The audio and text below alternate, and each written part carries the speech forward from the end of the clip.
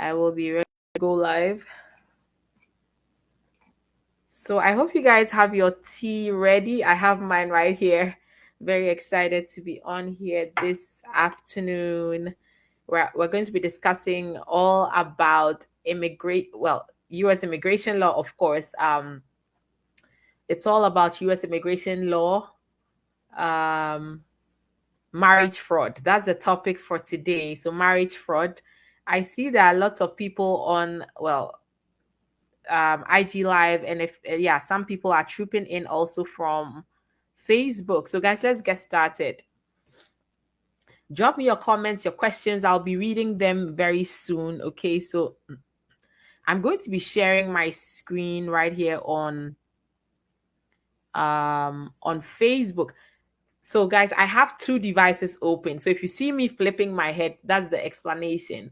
I have my laptop, which is the Facebook, and then my other device, which is for the Instagram. So you guys will be sharing my attention. I hope you guys don't mind.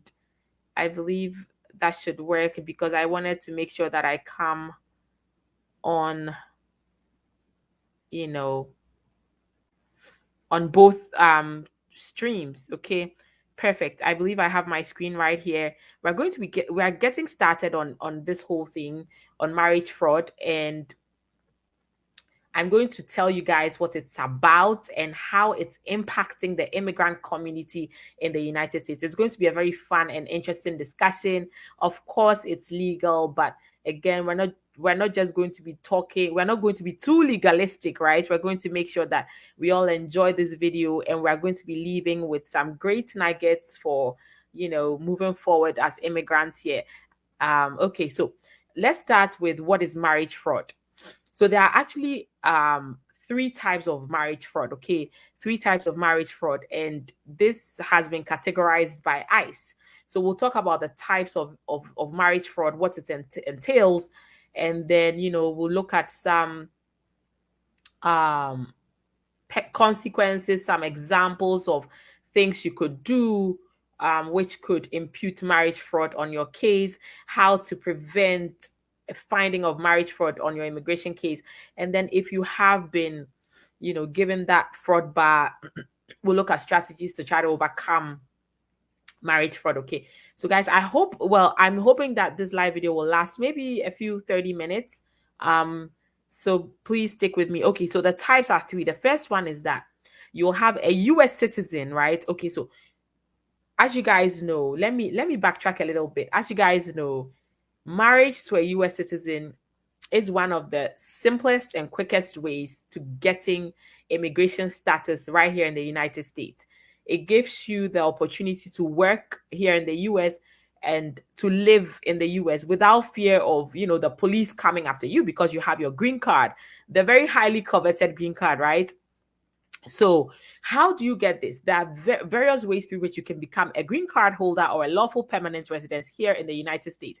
Everybody wants to live their American dream. So, to live your American dream, you want to have a big, beautiful White House. You want to have your family, your American kids, your big, fluffy American dog, a picket fence around your home, a very stable job. You go for groceries during the weekend, you go to grocery shopping, you offload the groceries into the fridge, you have your Kellogg's cornflakes and Rice Krispies, and then you have a very comfy sofa. You guys settle in and watch the evening news on ABC or CNN or whatever.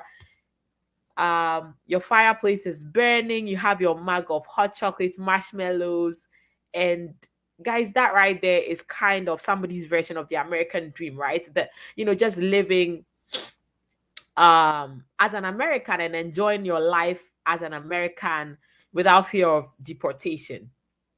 Okay, so in order to attain this dream, there are many people that do various things, right? You can get a green card through a variety of means. You can become an employment. Well, you can become an employee of an organization that will decide to sponsor you. Let me take this off while I'm talking so much. Hold on.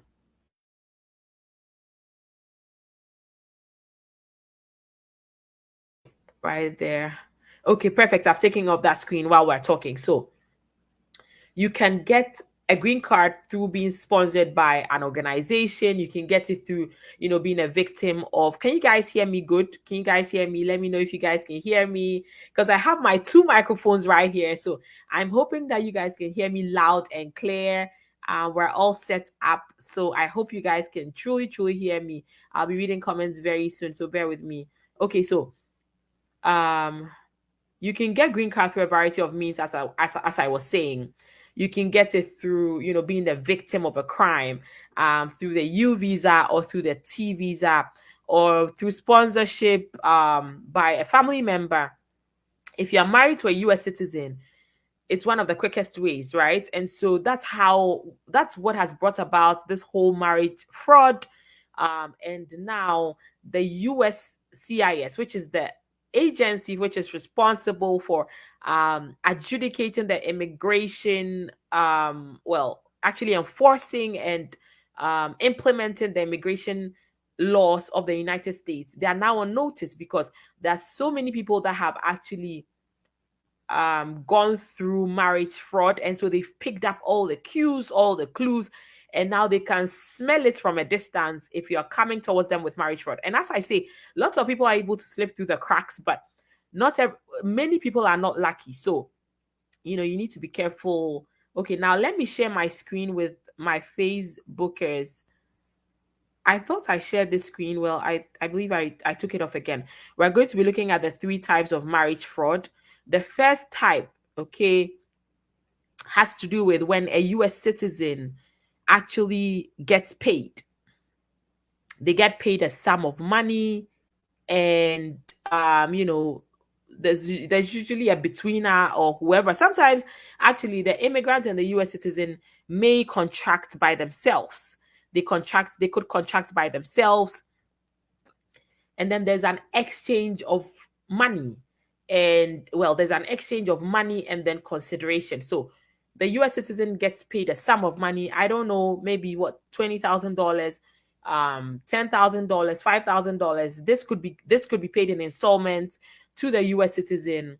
And then the immigrant is promised, on the one hand, that, hey, you're going to be given your citizenship or your green card. Okay.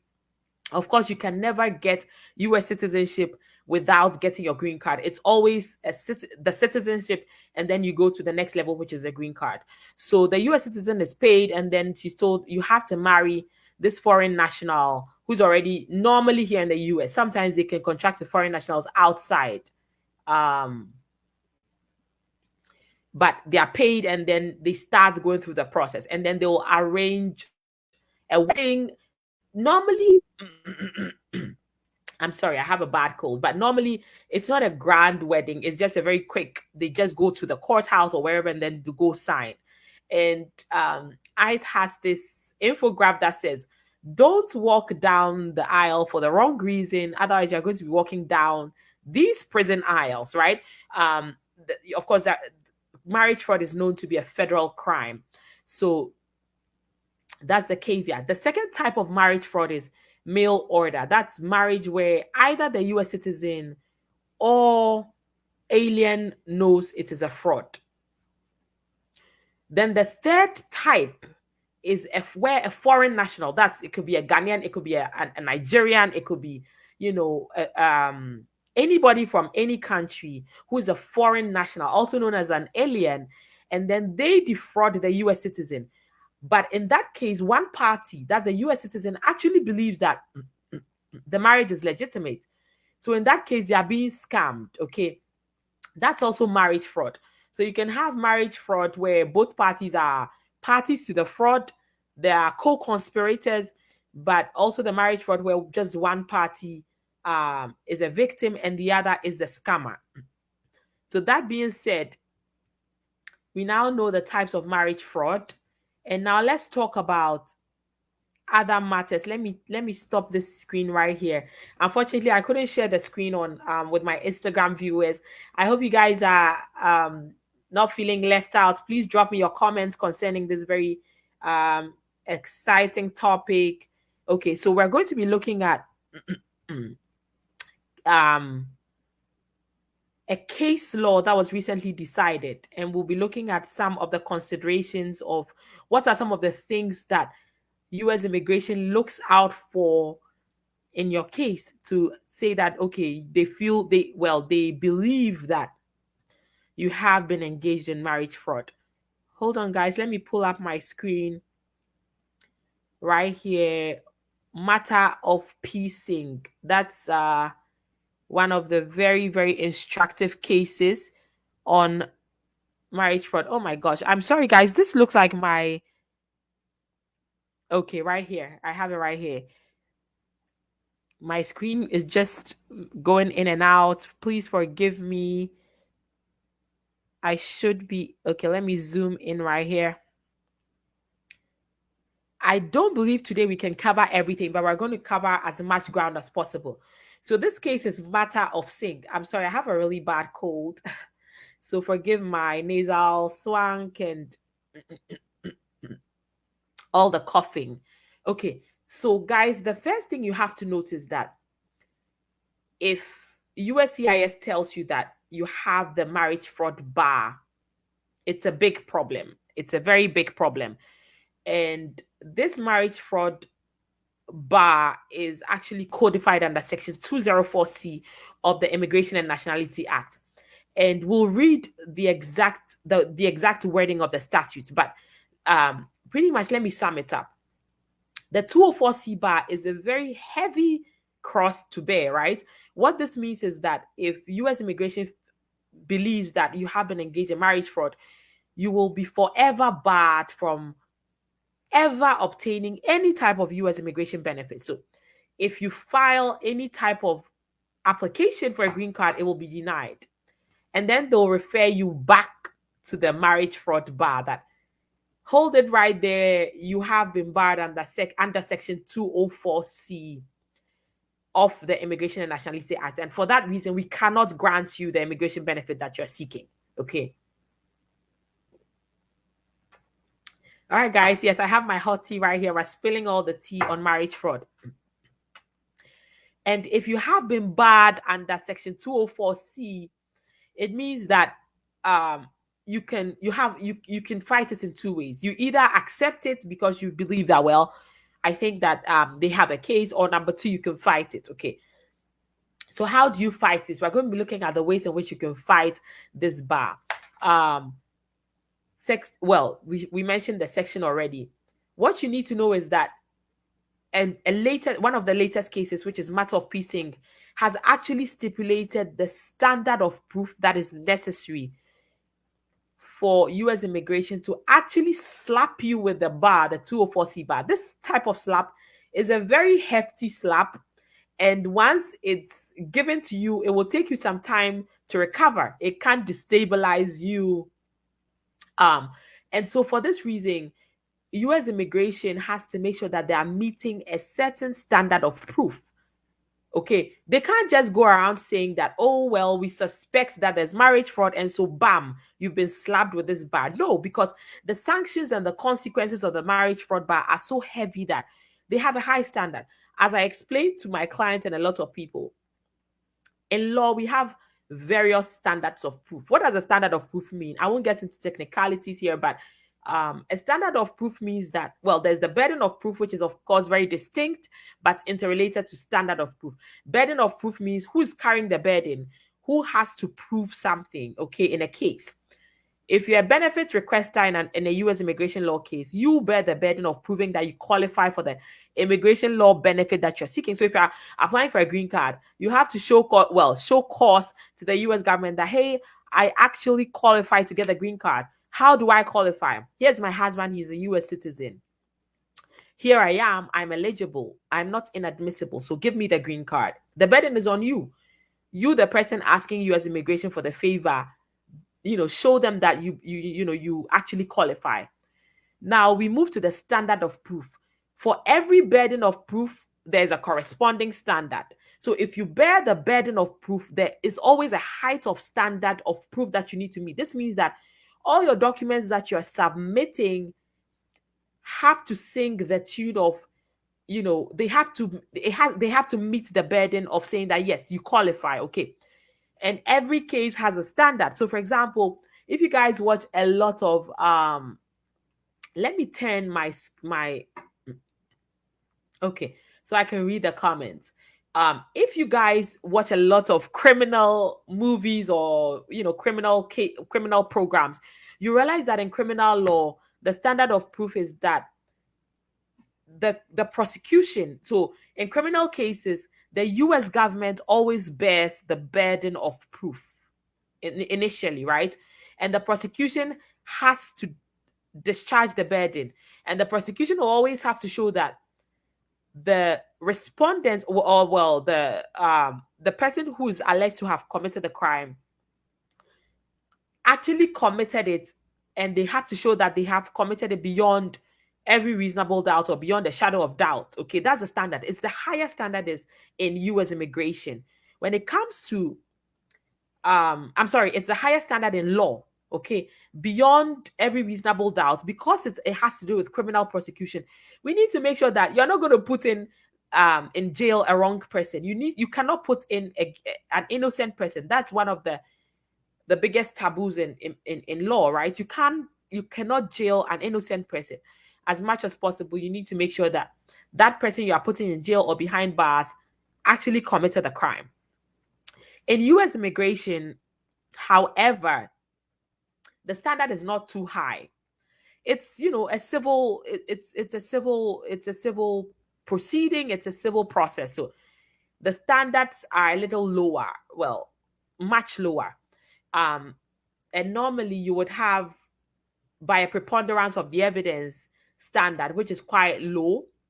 And that standard just means that there is a 50%, probable chance that what you're saying is true. And so if you are filing any type of green card, a marriage-based green card, that's the standard you're going to be using by the preponderance of the evidence. And again, as I said, it's been mathematically defined in case law, in judicial precedent, that if you're filing a marriage-based green card, you need to make sure that the standard you are meeting is by preponderance of the evidence. And it means that it's a 50% chance or more that indeed you entered into the marriage not to evade immigration laws, but to actually establish life together with your partner. If you are in immigration court, you are being deported, and then you find a husband and you're getting married to them, and you say, hey guys, you tell the immigration judge, look, now I have a relief, take me out of court. You need to prove to them by clear and convincing evidence, which is above by a preponderance of the evidence. Okay. And then you go to, of course, by beyond every reasonable doubt. Now, if U.S. immigration wants to impute fraud on you, the 204C bar, based on marriage fraud, the standard, well, in that case, the burden is on them, right? Of course, when you file the application, the burden is on you to show that, hey, you qualify. Then USCIS in the next stage will send you the derogatory evidence they found against you, the damning evidence, where they've learned that maybe you've paid a US citizen some money to get married to you to give you a green card. Once US immigration gives you this derogatory evidence, right? Once they give you this derogatory evidence, then you need to rebut the evidence. You need to rebut this evidence by a preponderance of the evidence. But if you don't successfully do this, and U.S. immigration now tells you, well, you have the 204C bar, or you have been denied based on marriage fraud, that standard they're supposed to meet is by substantial and probative evidence. So U.S. immigration needs to make sure that there is substantial and probative evidence on your file to warrant a 204C bar finding. Okay, guys, I hope you guys are on the same page with me. Is everything clear? Do you guys understand? I'm chatting about all this. I'm not reading from any documents because, of course, I've worked with this several times, and so I understand all the nuances and complexities, okay, of this discussion. So please follow me. Drop your questions if you have them. I see there are lots of questions coming in. I'm going to be reading them soon.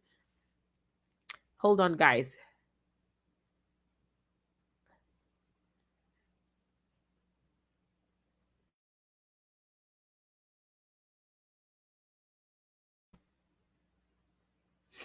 Okay. Let me start by reading a few Facebook comments and then we will be back on Instagram with some more comments. Okay. Alrighty. Let me take the screen off. Hold on. Let me remove this for the meantime. We have Angela Abuaji on Facebook who says, "Hi Akia." Hello Angela. I hope you are doing great. A happy new year to you. I hope everything is fine. Thank you so much for joining. We have Maxwell Akwesin Cancer who says hi from Facebook. Hello Maxwell. Thank you for joining. Guys, let me know where you guys are connecting from, like which state, which city, where you guys are at. We have Thomas Ajay that says, yes, so okay, thank you. And then we have Kimberly Johnson who says, yes, we can hear you. Thank you for confirming, Kimberly. We have Bernice Agbenowu who says, loud and clear. Thank you for confirming that you can hear me. Okay, good job. We have Maxwell Akwesi who says, loud and clear. Selinita Tay, oh my gosh, hello. She says, Ikuya with all the waving emojis. Hi, hi, hi. Hi, hi, Selinita. It's been a while. I hope you are doing great. Happy New Year to you. And I'll say Enusin said the legal jargons plenty. Oh my gosh, I'm sorry about that. We're going to be breaking it down. Don't worry. If you have questions, also drop them. I sometimes I need to make sure that I'm giving you guys a legal jargon so that you know exactly what to expect when you see your decision or whatever. Okay, so now let me read some comments on Instagram if they are related. Okay, somebody's asking me about giving an update on humanitarian parole. Okay, we'll talk about that soon. I'm sorry. Oh, Sweet Nudge Babe says she's connecting from Maryland, Clarksburg. And she says, more love. Thank you so much. We seem to have more people on Instagram than Facebook. Okay. Hi, I'm live in Iraq and my travel document expired. I believe you want to say. That is Ibrahim on Instagram live. Ibrahim says, I'm from Iraq. My passport expired. Please answer me. Thanks so much. I will answer soon. Hi, good day. This is Ajwa. Ajwa says, I'm from Ghana. Sent you a DM yesterday waiting for your reply. Fonio on Instagram says, Happy New Year to you. Thank you. Same to you. Love Charlotte says, I missed the first 20 minutes. My question is, if this bar is put on an individual, does it mean there's no hope for that person? Oh, a cup of Elsie. Elsie says here for IKEA. Oh my gosh. Thank you so much. A cup of Elsie says lawyer A1. Thank you. Thank you. Thank you. Thank you so much, Elsie. Thank you for joining. I really appreciate your very kind, very, very kind, generous words. I really do. Okay, guys, so let's get back to what we were talking about. We have my law on the go who just joined. Welcome to the live video. Everybody, welcome. So, yes, let's continue to spill the tea. So,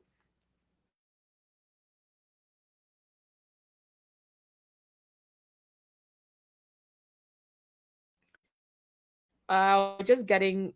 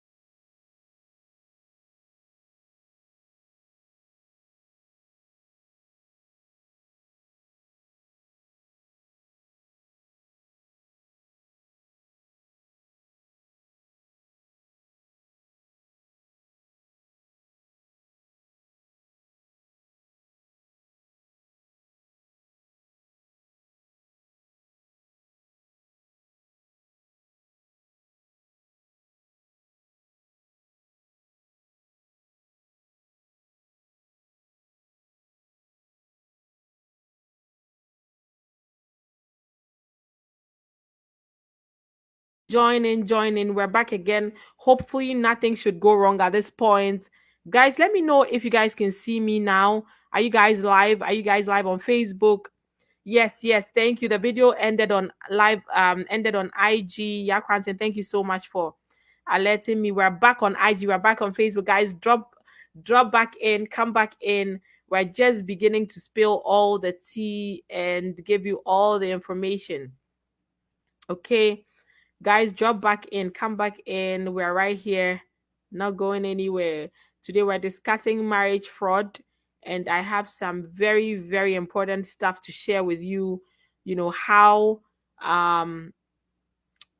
all about it, just everything you need to know about marriage fraud. Okay, so let's get back into it before we get disconnected. So the standard of proof, as I said, is again substantial and probative evidence. Okay, guys, this is a very big, it's a very heavy burden. So don't just allow U.S. immigration to get away with, let me talk about this case, Tofik. There's a case law called Tofik. And in that case, it was decided that inferences of fraud are not enough to warrant the 204C finding. Okay. So the fact that there may be some inferences of fraud in your case does not mean that you deserve to have that 204C bar. The standard has to be met. The standard is by substantial and probative evidence. What does this mean? Let's break this down. Substantial means, as you guys know, if something is substantial, it has to be substantial in terms of quality and in terms of quantity. So it's not just enough that, for example, you guys gave answers that had discrepancies at the interview. It's very normal that, you can ask a wife and a husband when they got married, and the husband might forget, or even the wife might forget, right? It doesn't mean that there and then there should be a fraud finding. Okay. Just an inference of, of fraud is not enough. It has to be substantial, and substantial means it's a lot in terms of quantity, in terms of quality. Again, when we talk about quality, the fact that you don't know the color of your husband's toothbrush, some officers may think that, that shows fraudulent marriage. But what's the quality of that evidence? But when we talk about quality, of course, the fact that you guys have stated that you live together, and then they come on a field visit or a site visit, they come at 6 a.m. or 5:30 a.m. to the marital residence, and they go into the bedroom, they do that, they go for inspections, and they just find a bachelor living there. There's no sign of a woman living with him. That is a very weighty evidence. That's very, very weighty evidence, and that could impute fraud, right? So that is substantial in terms of quality, the quality of that evidence. Again, when we talk about the quality of the evidence, in fact, let me talk about the fact that there are actually two types of evidence. The evidence in marriage fraud could either be direct evidence or it could be circumstantial evidence. Direct could be, as I shared on my page, it could be a confession from one of the people that, yes, she paid me $10,000 to get married to her, or a site visit where they don't find, anybody else living in the room of the guy. It's just the woman, and you guys, or it's just the man, or it's just the woman, and you guys claim that was a marital residence, and there's no proof at all that anybody else lives there, and you guys swear that, oh, you live together. That's clearly direct evidence. Okay. When we talk about circumstantial evidence, it's pieces of circumstances that are tied together to come to a conclusion that, well, it looks like there's marriage fraud. So evidence like, okay, at work, if you filled out a form maybe 6 months ago and they asked what's your marital status, and you forgot that you're filing for somebody based on some money they've paid you, and you put single. Meanwhile, you guys are purported to be married 2 years ago. How were you single 6 months ago at work? It's not related, but those are circumstantial evidence. Those are pieces of evidence that they can put together to come to a conclusion that there is indeed marriage fraud. Okay. So as I'm saying, the fact that you have, the imputation, or the U.S. immigration has said that you've been involved in marriage fraud, does not mean that you have to succumb to their ruling or succumb to their verdict. This is something you can fight if you believe that you have not been involved in it, and of course you have the evidence to prove it. Okay. And sometimes what people think is that, we can just use affidavits from people saying that, these people were generally married. Case law has again established that if you have affidavits without objective evidence corroborating those affidavits, then it's not enough. It's not enough to overcome a finding of marriage fraud. I don't want to go into all the various case laws. We don't have too much time. So I'm just doing, a very quick overview of, everything, and just to make sure we understand what this means and understand that it's not the end of the road if you have this fraud finding. And this is something that you can fight. Okay. Guys, drop me your comments. Let me know what you think. If there's anything you want me to answer, I'll try to answer it. Okay. And again, when we talk about substantial and probative evidence standard, it means that you have to have all the relevant evidence that is reviewed in totality, and it has to be there has to be substantial probability that indeed the marriage is fraudulent. When we talk about probative, let me explain that. Probative means that when something has probative value, it means that it goes to prove something. Okay. So the fact that you are light-skinned has no probative value to marriage fraud. However, the fact that you are light-skinned, you see, could have probative value to the fact that you are not a white American. I don't know if that example is clear. Let me give another example. So, if, for example, you're applying for a marriage-based green card, okay, with your spouse, and your spouse is a U.S. citizen, sending evidence of your spouse's U.S. citizenship has probative value because it goes to prove that, number one, he's a U.S. citizen. Your marriage certificate, number two, it also has probative value because it goes to prove that there is a required relationship between the petitioner and the beneficiary.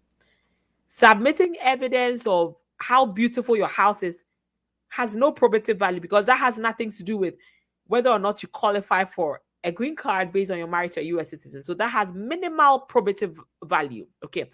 So when we talk about marriage fraud, the evidence that USCIS is standing on to actually tell you that you are barred under Section 204C has to be substantial. It has to be weighty in terms of quality and quantity, and it has to have probative evidence. Okay, so these are things that you obviously need an attorney to assist you in reviewing fundamentally to make sure that U.S. immigration hasn't lied on you. Okay, it's a review. So how do you do this? The first thing you need to do is, of course, to do a FOIA. I keep telling you guys, a FOIA is basic, it's fundamental, it's crucial.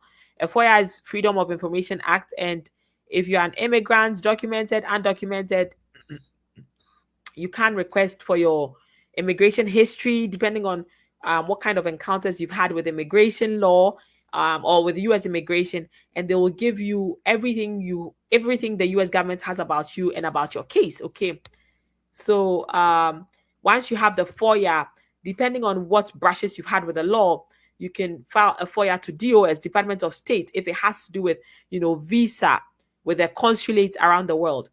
If you've had brushes with CBP, Custom and Border Protection, of course, that will not be relevant to marriage fraud, but another thing in immigration.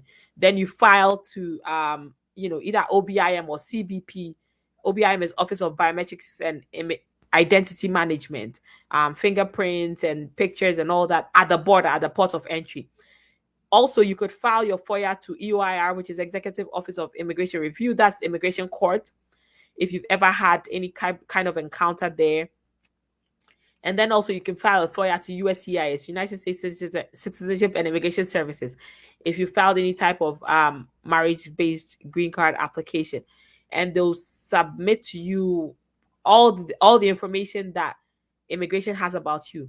And then we will review. Of course, I can assist you to make sure you're filing to the right agency and make sure that we have your documents on time, do a review, and then we'll be able to talk to you about moving forward. We review it and tell you, what you need to do, and if you can actually fight it, or we will let you know what you can do moving forward. Because if indeed immigration has a lot of evidence, and it's the evidence is so weighty and it's incontrovertible, then we will let you know again, okay? Because it's important that you actually have an attorney assess and review this information on your behalf to make sure that you are not unduly saddled with this sanction for life, because it's a permanent bar and it's a very troubling bar. Okay, guys,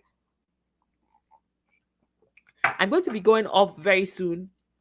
I believe we've done Facebook, we've done about almost 40 minutes. Let me know if you guys have questions, concerns, but otherwise, let me just we're just going to be talking about a couple of things, and then we will call it a day. Guys, drop your comments. Okay. Another thing I want to tell you guys is that sometimes, right, you will file a first petition, a marriage-based green card, and it will be denied based on lack of evidence, or they say, well, this looks like there's lack of bona fides.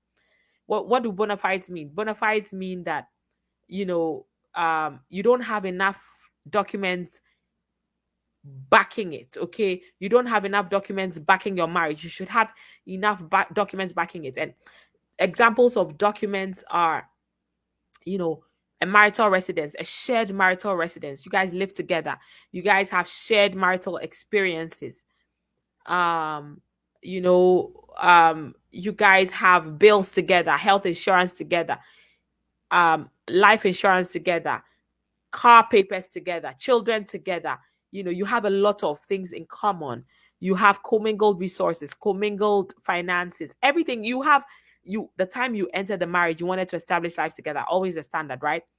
So if you file a prior petition and it's denied, there's nothing in the 204C bar that says that in a substitute. So if you divorce your first husband and you get married to another man who happens to be a US citizen and he files for you, no matter how genuine the subsequent marriage is, if the first marriage, the USCIS is able to go back on the first marriage and review it, and they feel like, well, it looks like there was some marriage fraud here, nothing stops them from actually denying the current petition, no matter how genuine your current marriage is. Okay, so even if they don't put the 204C bar on you in the first case, they are free. US immigration is free to put the bar on you in the current case. Okay, so it's very important that if your application is denied based on lack of bona fides, lack of documentation, as much as you can, make sure you see an attorney and review all these things with them, because this can follow you. The other thing I want you to note also is that when it comes to the Section 204C, what happens is that even if your marriage fraud scam or scheme is not successful, so far as there's the attempt, a mere attempt can qualify you to be barred under 204C. I was just telling some clients this morning, the same 204C bar. If you see a handbag sitting very nicely, you see a Gucci handbag and you think that, hey, this handbag will have $10,000. Let me put my hand in and take the $10,000 out. And you put your hand in and you find the bag is empty. You are still guilty of an attempt to steal. So the fact that factual circumstances did not allow you to complete the crime does not mean you are not guilty of the crime. You are guilty. Okay.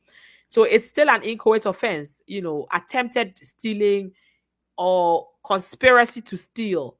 And so even if you do this marriage fraud, you get involved in it and it doesn't work out, and your husband is not able to adjust for you because it's denied, or because you guys get some issues and then he goes out, you guys separate, you are still on the hook for the 204C. Okay. So a successful application under this marriage fraud scheme does not mean that if it's not successful, it doesn't mean that you can be let off the hook. The fact that you attempted it is a crime in itself. Okay, so note that. And then even if they don't put the bar on you, they can put this bar on you later on or subsequently. There's no timeline in section 204C that says that, oh, if somebody is guilty of marriage fraud, it has to be the finding has to be made at the time. No, it can be made in the future. So it's very important that, if you have this issue, you make sure you review it. Okay, guys, let me see if there's any other thing I'm missing.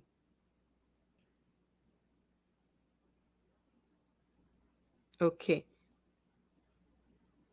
Yeah. Okay, so let me reiterate this standard. The degree of proof that is required for a finding of marriage fraud that is sufficient to support a denial of a visa petition under Section 204C of the Act is higher than a preponderance of the evidence and closer to clear and convincing evidence. This is the matter of piecing, as I said. And so it means that evidence on the record must establish that it is more than probably true that the marriage is fraudulent. Okay. So, guys, I hope you guys have learned a lot from this video. I believe I've touched on some relevant things. I'm going to be doing a part 2, part 3, or part 4 of this video, because marriage fraud is just so broad. It's really broad, and I believe I haven't touched on a lot of the issues. But let me leave you guys with an example. I've dealt with several cases, with my clients, where, of course, they come to me after a lot has been said and done.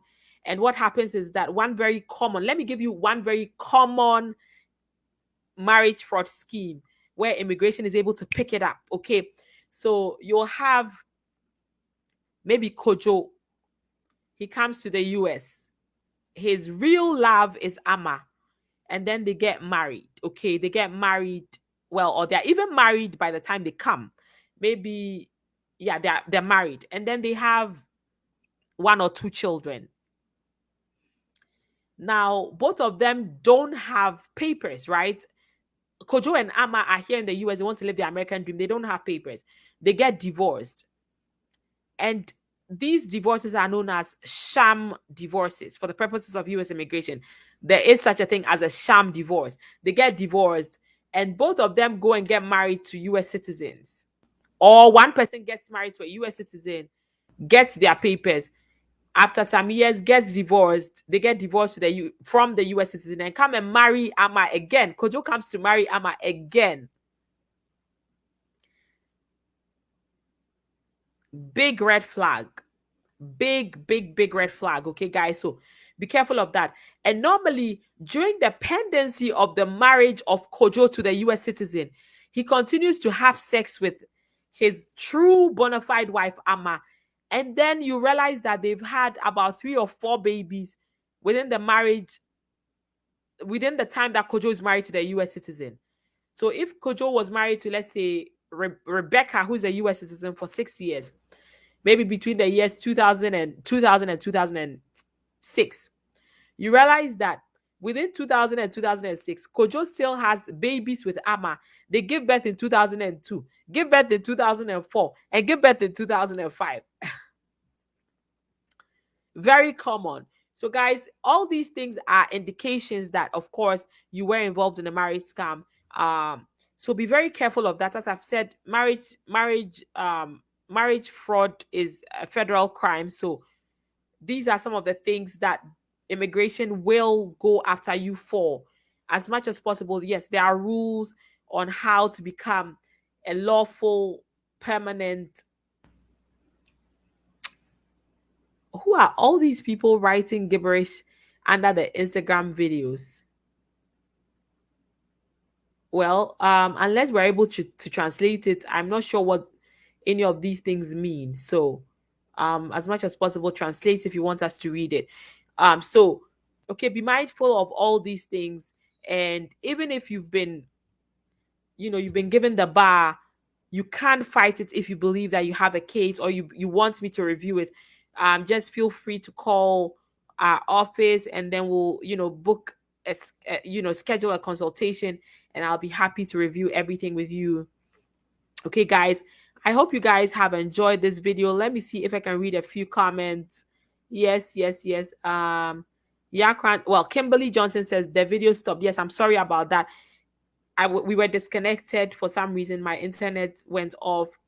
Kimberly says Facebook. Yes, Facebook. We're back here. Yakranton says I'll stay on Facebook. Sure, Yakranton was on Instagram with us, but she's back on Facebook watching. Nana say Innocent says live and very colored. Okay, you're here live and colored. Good.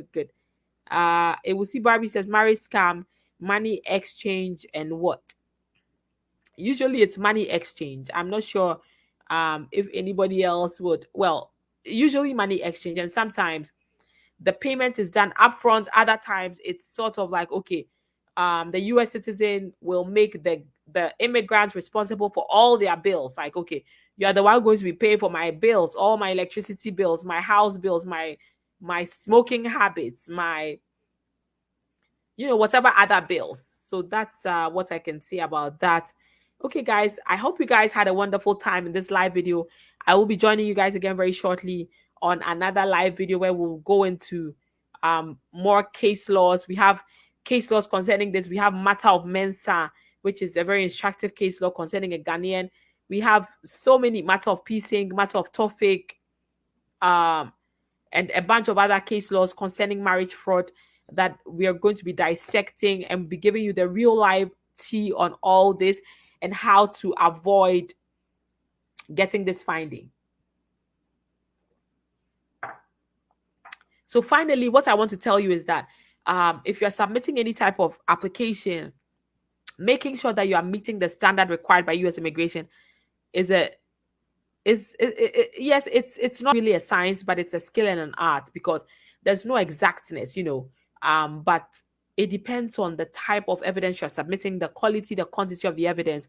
Make sure you are doing this with somebody who knows what they're about, who understands U.S. immigration law, and can make sure that you meet and even exceed the standard that you need to exceed, to make sure that you don't have any problems with any type of finding against you. Okay, guys. I thank you all for joining. I will be back again soon. I wish you guys a very, very wonderful and a happy Friday. Angela says, thank you. Ikuya, you're very welcome. Angela from Facebook. Yakranton says, thank you. Well, thanks. Angela again says, thanks, Ikuya. You're very welcome. I'm not getting people commenting. I'm just getting people commenting about in a different language. Okay, I have Folasa D Aziz, who says, what's the wait time filing for a mom if you are a US citizen? Mother in Africa. Okay, that's clearly under the IR category. I need to, of course, look at your part. Well, under IR, there's no waiting time, but of course, there's a backlog because you guys know COVID. So, it just depends which country they are in. I believe they might be in Nigeria from your name. I don't know. We can look into this some more later. But guys, let me leave you, and we will talk again soon. Of course, if you need my help, as always, my team and I are on standby. We represent clients in all U.S. immigration law matters throughout the United States, and we handle all types of U.S. immigration law cases. If you have issues with your citizenship, green card denials, NOIDs, RFEs, if you need anybody to go an attorney representation at your U.S. immigration interview, be sure to call us, and I will be happy to assist you. Okay. Guys, no, I do not offer free one-on-one strategy sessions. All my strategy sessions, consultations are paid, but I try to give back to the community through these live free videos. I have a free ebook also on my website. Download it, it's for free. I'm coming out with my second ebook very soon, and I have lots of blogs and articles on my website that you can take. I also do lots of live videos that you can enjoy. Okay, guys, please, if you haven't followed my page on Facebook, on Instagram, on LinkedIn, make sure you follow, like, subscribe. If you're watching this video on YouTube, you're very welcome. I'm sorry I didn't welcome you in the beginning, but you're welcome. Don't forget to subscribe and put all your questions in the box. And I will try to respond to them in the next video. Okay, guys, I wish you a very, very wonderful weekend. Please be safe. Take care. I will see you guys next week. Bye-bye. Bye-bye on Facebook.